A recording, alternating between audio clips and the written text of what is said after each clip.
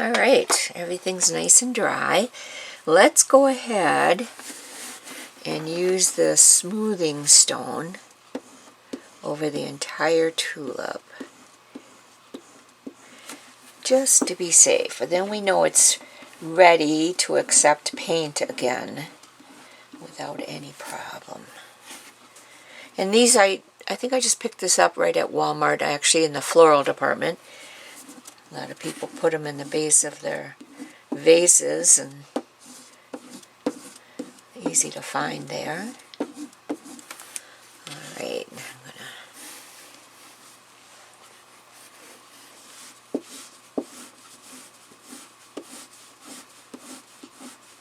and this is just smoothing down that watercolor paper so it's back to its normal smoothness, which is cold press, and ready to accept paint again. There we go. I don't think I had any rough areas, but never hurts. It's a good process to learn.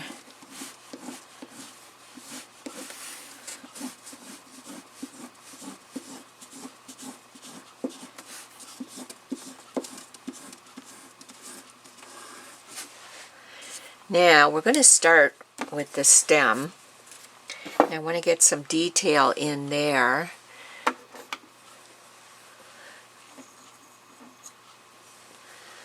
We're going to start with the original color that we had, which is the Sennelier green, burnt sienna. Tone it down a little bit, and then we're going to add some of the burnt umber. So it's a nicer, darker green, which is what we want here.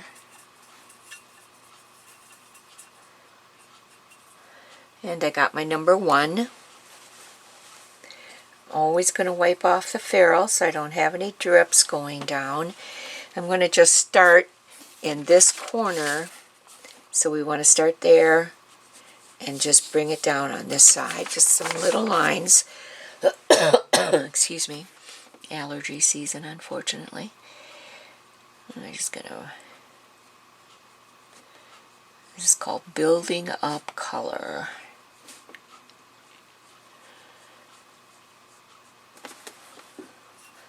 Reload my brush, bring it to a point, and just keep applying. So wherever you feel, whether it be the stem or the petals,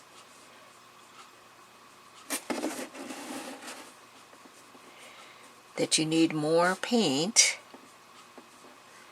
this is the way to do it. Add a little bit of depth to your paintings. Makes them look a little more realistic. Don't forget, value creates form. Form creates realism.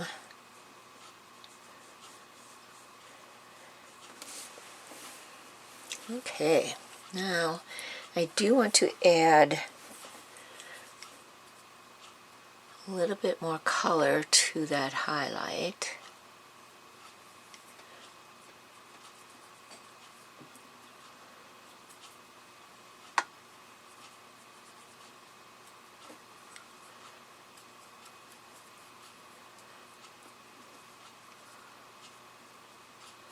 Just adding the Sennelier green to a little bit of the yellow.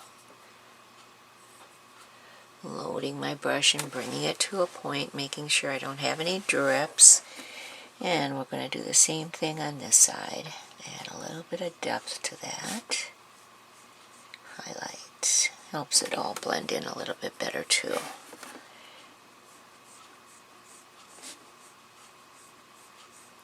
A nice size brush works very well for this. Okay, so we got that part done. Now we're going to go petal by petal. And the first thing you always want to do is realize we're adding in these little tiny lines. How are they growing? They're starting from here and they're growing up. And then when they get up to, there's There's my magnifying glass. Yeah, once they get up to here, then they start going in this direction. So it's important to understand the growth patterns of the project that you're working on when you're doing these little lines. Now I'm using the darkest value that we had. I'm going to add a lot more Alizarin Crimson.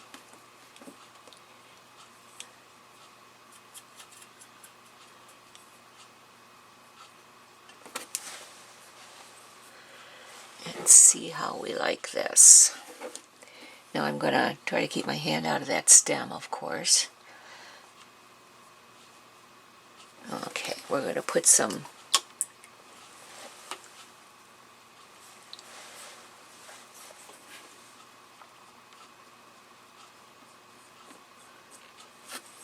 just a little bit too harsh for me, so I'm going to put some water down. Not a lot. Anytime you, this is called a glaze, anytime you put water down on top of a painted area, you need to be very gentle applying that water because you don't want it to disturb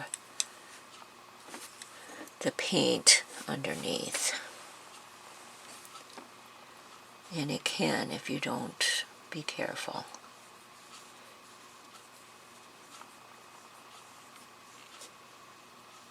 So it's just a soft glaze of water, and it's just going to soften those strokes in a little bit more.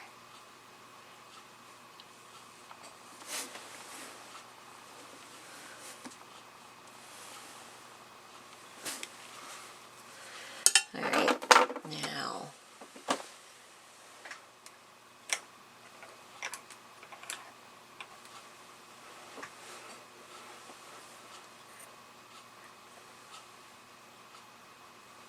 I was looking to see if I have anything smaller than a 1, and I do. So I've got a, oh, it's tiny, hard to read, 18-aught. And so it's a very tiny little brush. And load it with our color, bring it to a point, and then with that being glazed like that with the water, it should help it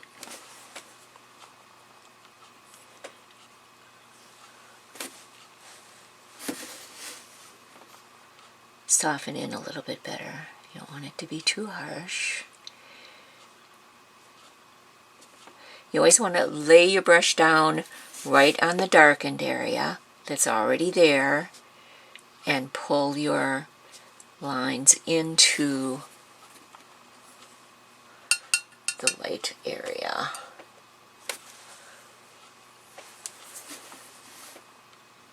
I can see them starting to work here. Good, finally.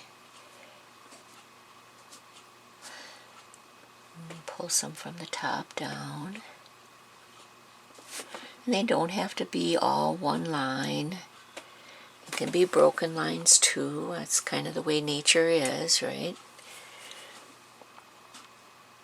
Now, we do have a little bit of a crease here, so I want to reinforce that. Build on what you have going on. That's important.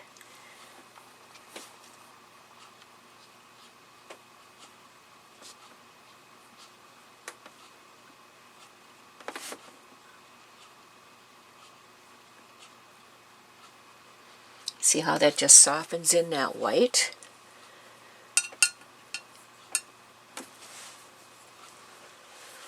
And this takes a little bit of work. It's a tiny, tiny brush, but I think it's really going to work well for the detail.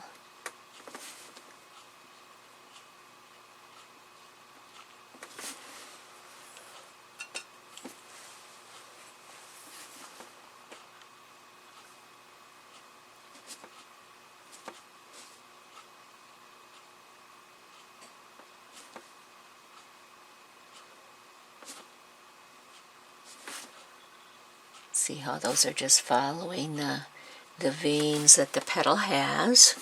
There we go. We'll go on to the next petal. Now I do want to take this color that we're using, since it is darker, add just a little bit more Alizarin Crimson to it. There we go, that's better. And reinforce this edge, because this is the inside edge of that next petal, and it creates this petal going over the top. So that's what we want, and we're going to do that with the yellow too yet.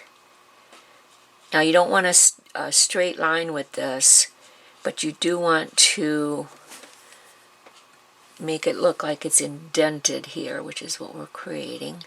We're illusionists as we paint. We definitely are creating an illusion for the viewer to see what we're seeing. So I've just added in a little bit of the yellow here. We're going to do the same thing down here, just to create that depth underneath that other petal there.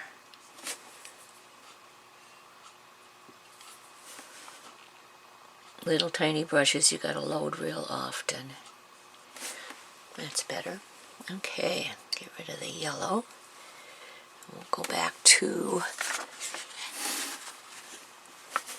Now, this is a petal that's behind this one, and it actually has the line down the middle, and we've created that.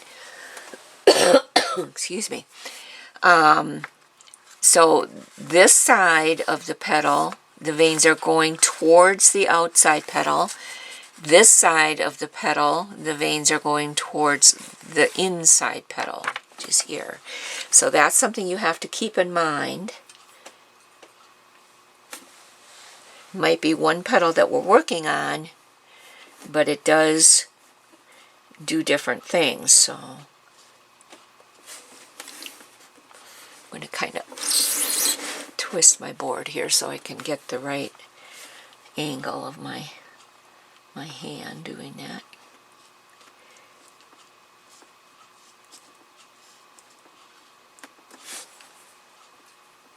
Oh, and I didn't put down any water, did I? Let's do that.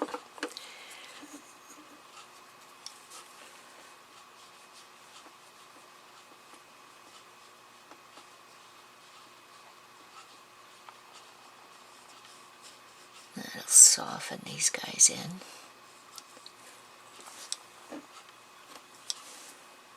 So we'll do this side first, and then we'll go back and water the other side. There we go.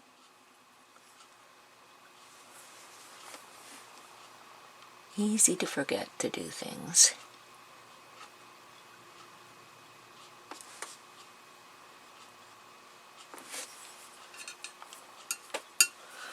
But as soon as I put that brush down, I knew it was too dry.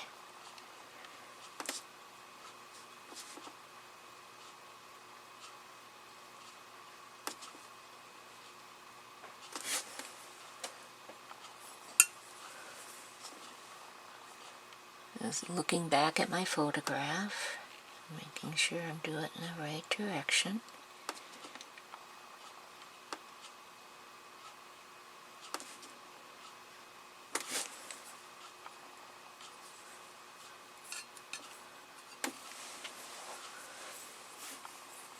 And again, being a small brush, you got to reload it quite a bit. You want to keep your brush up on its end as best you can.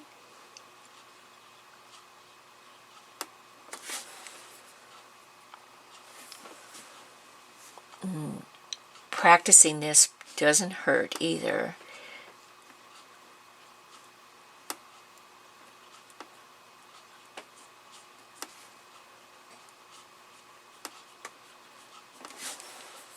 How you're holding the brush. Practice, practice, practice does not hurt at all.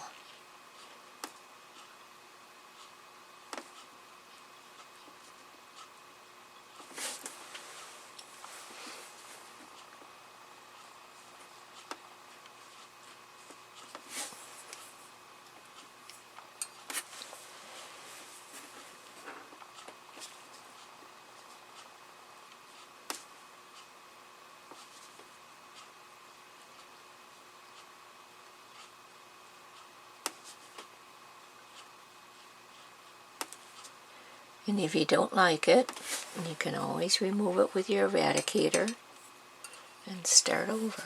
This paint is very soft and moves very easily, so I love the Sennelier paints for that reason. It's very easy to deal with. It's got honey in it, and it makes it very smooth and easy to use. I guess M-Gram's got honey in it too, which I didn't realize. So that would be another option.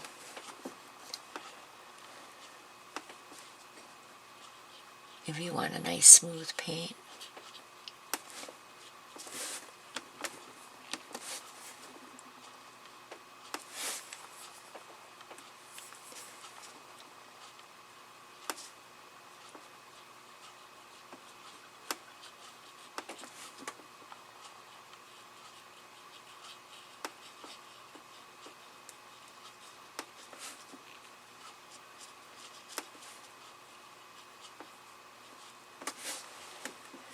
Getting definitely the vibe that it's growing in that direction. So that's a good thing. That's what you want.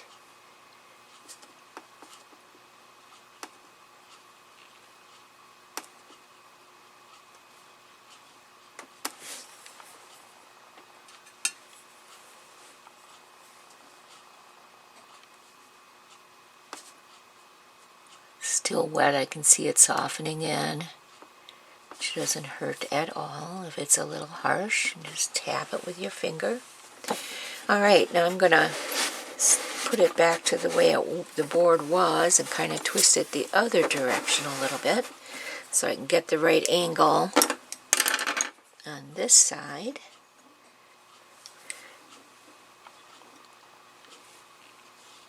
Now this one's already started. You can see the streaks coming down from when I was removing the softening in the masking fluid. I started doing that. And when I applied the paint, I did the same thing. So those are all things you want to keep in mind because it just works so well then at this stage that you're not really overworking your painting. Got a little bit of dry spot in there yet.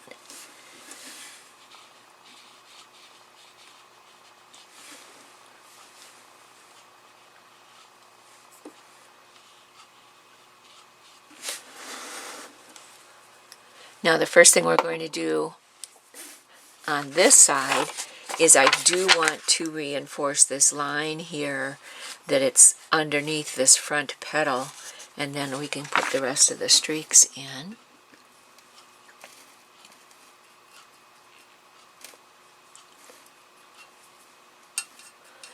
Just reinforcing my colors.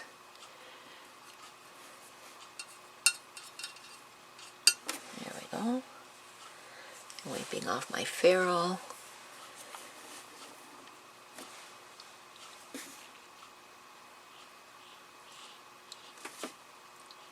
And again, you don't want a solid line doing this.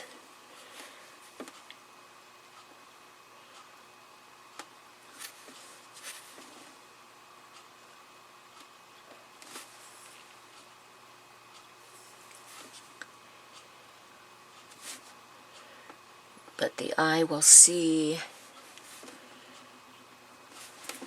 that little bit of a line that we just created, and it will finish that in your mind as the person looking at the painting.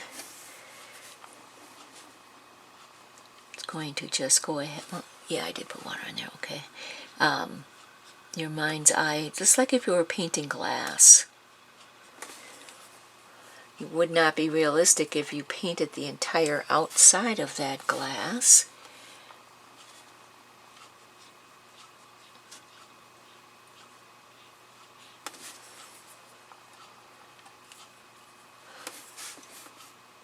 So you always do just a portion of it.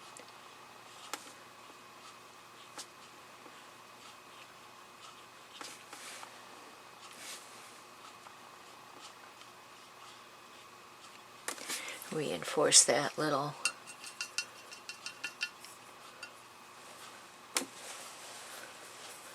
petal as well. And there is some lines coming up here, not a lot, but just enough.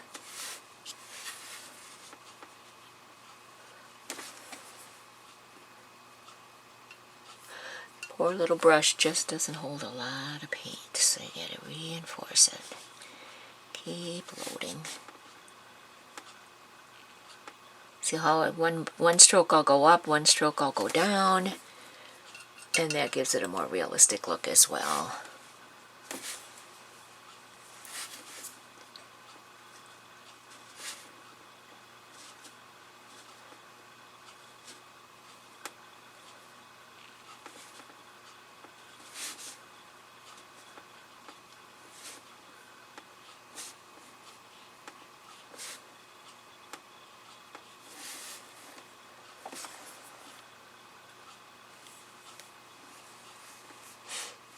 Re-looking at my photograph to see where we're at, what we need to do yet. I'm going to add some more strokes in there to reinforce that color right in here. These ones are a little bit bolder because it is darker in this area.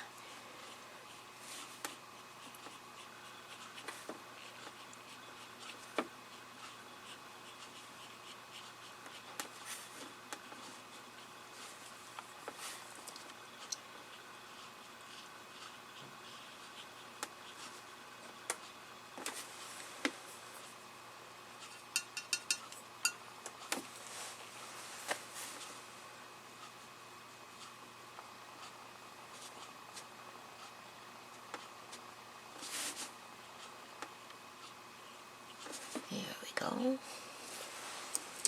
Okay, so now we're going to move on and we're going to do this front petal. I am going to, before I leave this area, reinforce this line here just a little bit. Comes down just a little bit more. And actually this area too needs a few more streaks.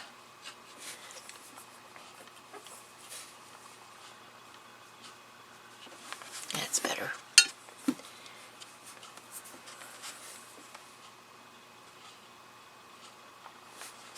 There we go. Okay, so we're going to, again, it's a separation down the middle. This side, the streaks go this direction, and this side, the streaks go this direction. So let's do that.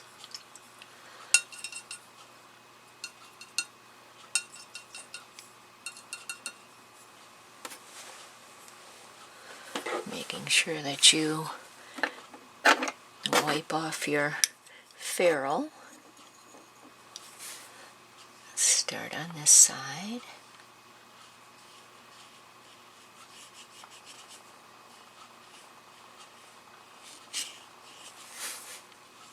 Do one side at a time. One couple different reasons I do it that way is because with it being such a small brush and having to reload all the time, by the time you got to this side it would be completely dry anyway and you'd have to reapply water. There we go. Alright, so we got that side ready. Now there's some bold streaks right in here we want to reinforce.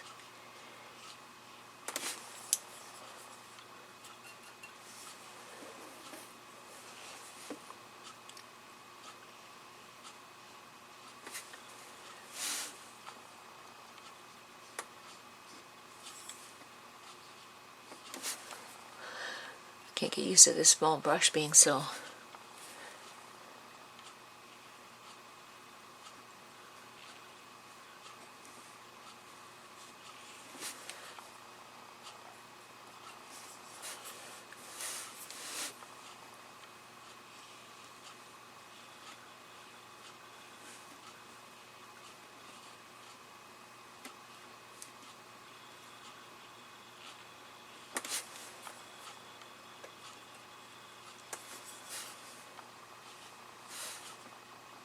whenever you first loaded your brush, you always want to put it down in a darker area. You don't want to put it down right where it's real light. It's going to be pretty bold otherwise.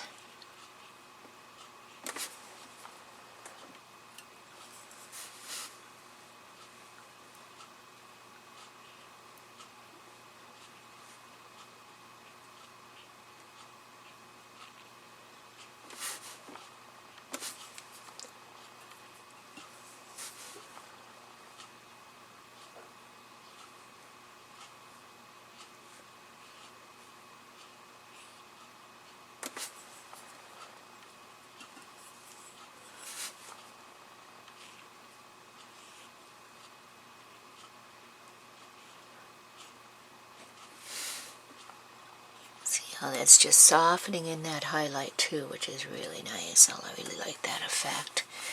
And it's pretty bold down here, so we'll start down here.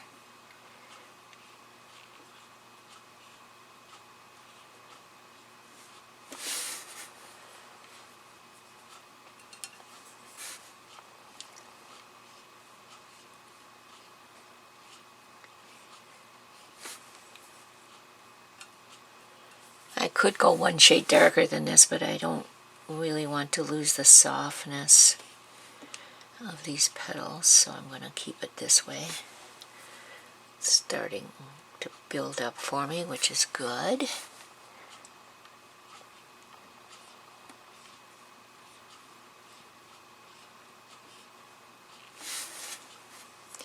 And you can always come back and add more if you think that's what you need. That's never a problem. But you want to be sure and let it dry in between layers.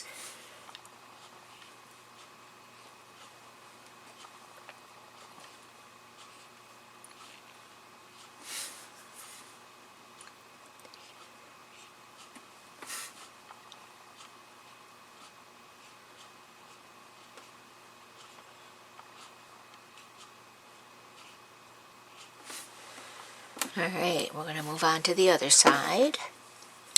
This one doesn't have a lot of streaks, but it does have a lot more color to it than what it's got right now.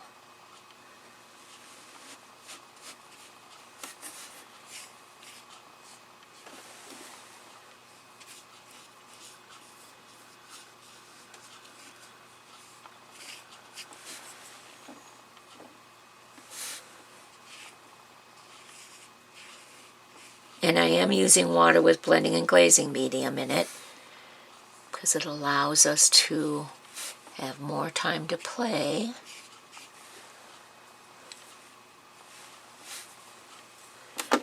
With these colors, which is always a good thing.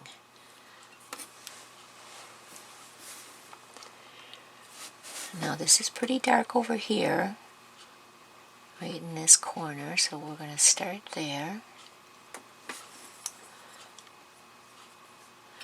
Almost goes into a purplish color here, so I'm going to do some of that.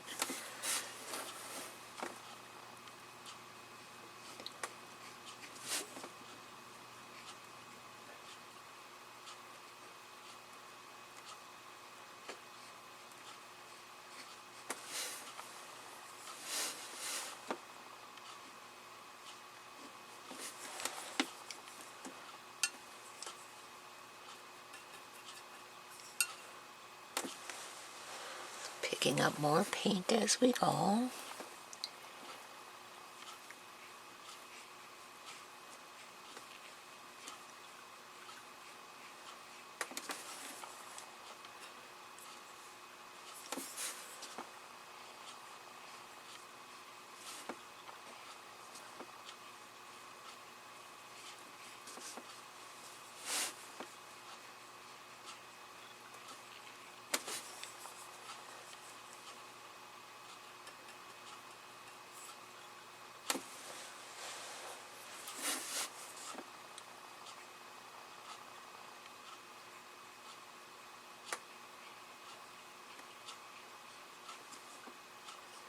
I want to go over those light areas where the highlight is, so it looks like it's got streaks there.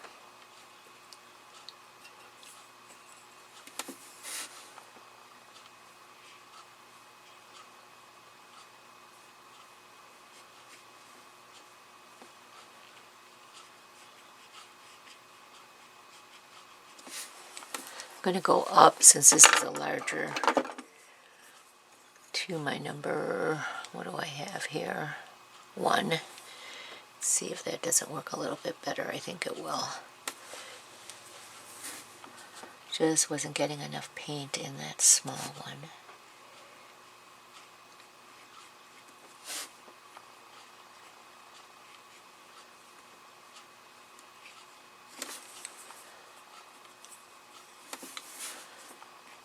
And if you have to make that type of an adjustment, go right ahead. Make it work for you. So many people have all these little rules and regulations you have to follow. But guess what? As long as it turns out pretty and you're happy with it,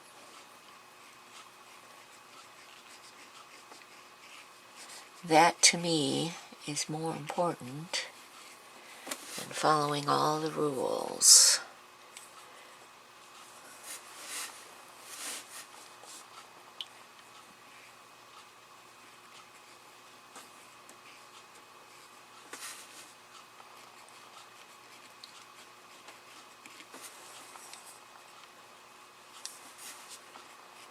Some of this area is real solid in here.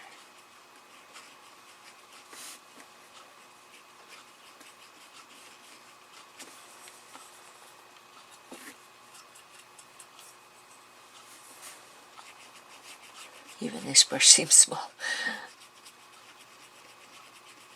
I guess I'm used to a number 6. That seems to be my most favorite paintbrush size to use.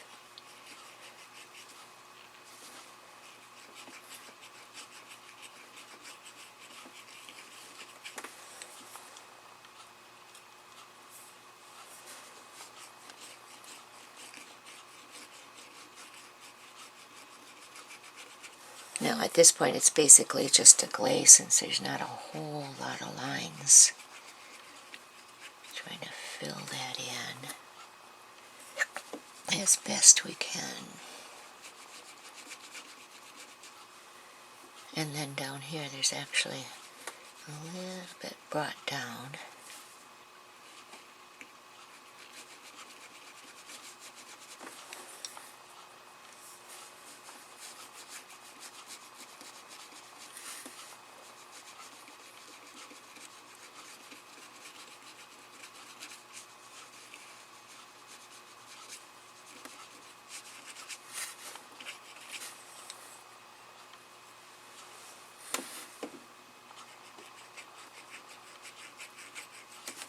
Still want to keep that direction in mind as you lay in these glazes even. Just helps with the realism.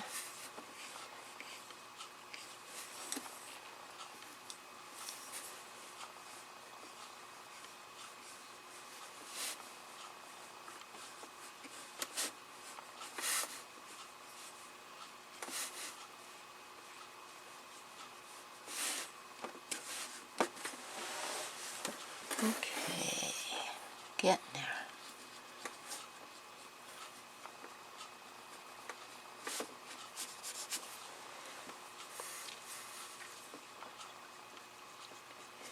Now, before I forget, and I'm thinking about it right now, I'm going to take a very light cobalt wash, lots of water in it.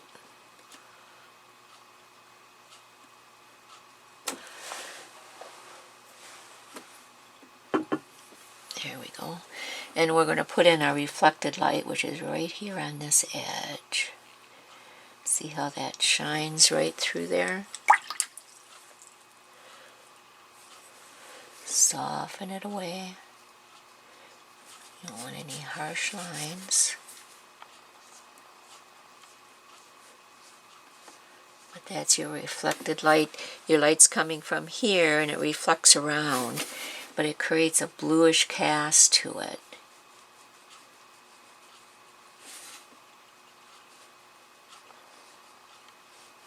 So as long as I was thinking about it,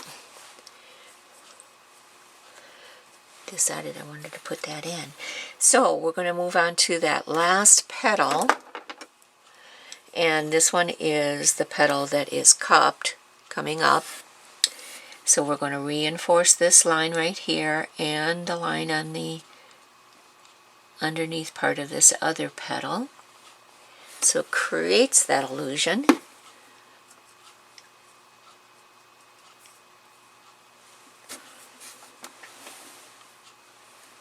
Making sure it's wet all the way here. Now we're going to leave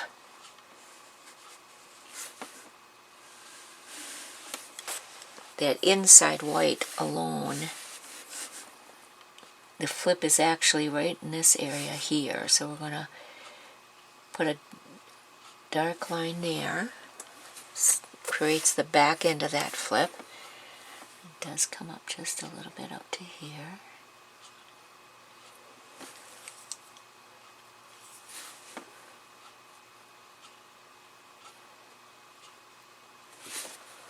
Okay.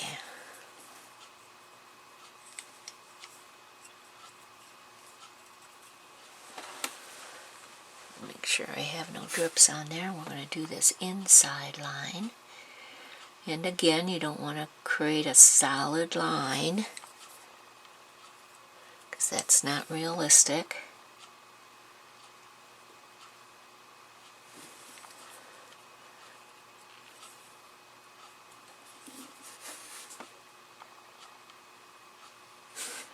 And if it gets darker as it goes down, that's even better because it's really inside that flip.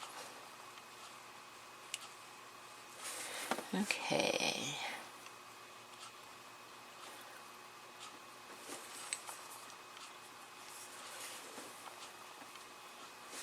You want to reinforce right where this flip gets created.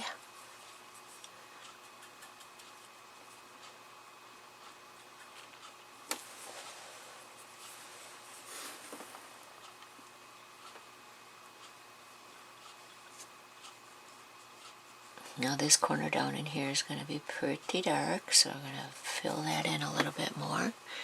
Okay.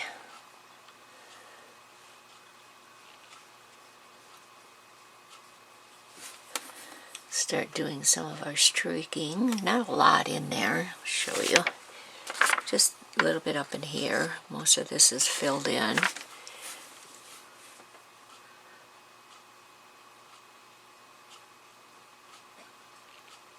Got quite a bit of that streaking effect in there already, so it worked out well.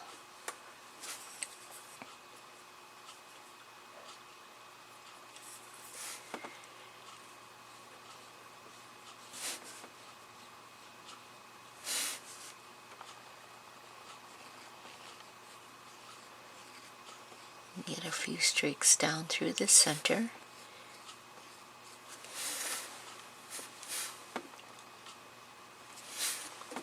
All right.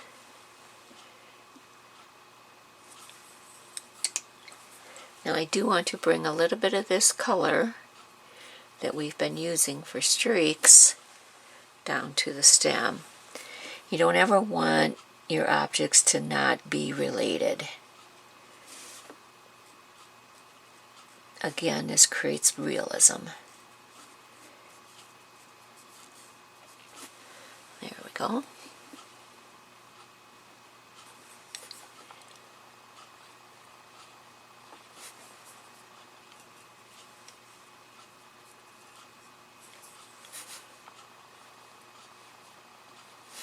Bring a little bit more color into that side.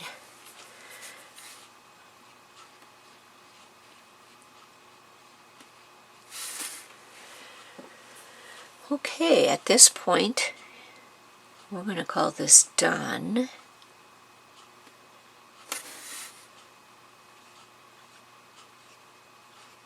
Soften that in just a little bit. There we go. And we're going to sign it. So what are we going to sign it in? I am going to use the color that we've been doing the stripes with. And again, this is something I always recommend, is that you practice signing your name.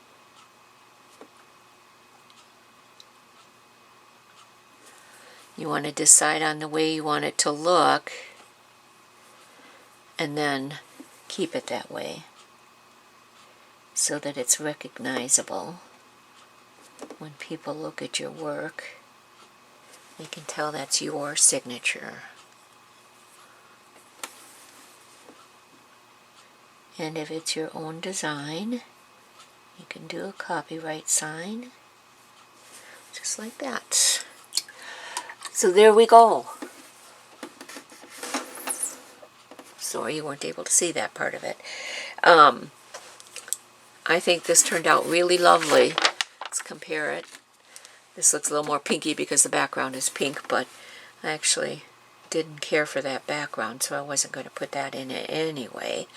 But I like the way the streaks turned out, and it really makes the petal's growth look better. Brings everything in together. So we're going to call this done. Now, if you really enjoy this type of painting, check me out on Patreon. There's a lot more on there. I've got a lot more things on YouTube as well. And thank you so much for watching. You have a lovely day.